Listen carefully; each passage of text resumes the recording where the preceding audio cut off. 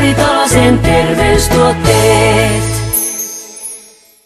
Ihmisen sydän lyö päivittäin noin 100 000 kertaa ja pumppaa kiertoon 10 tonnia verta. Siihen tarvitaan suunnattomasti energiaa, jota ubiginoni tuottaa soluissa.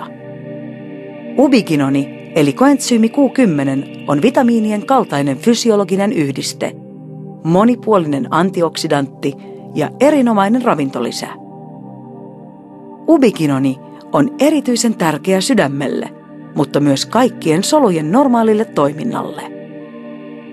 Ubiginoni antaa elinvoimaa koko ihmiselle.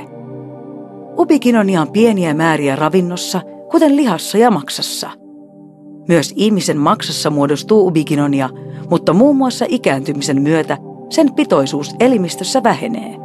Ja tällä on suuri merkitys sydänterveyteen.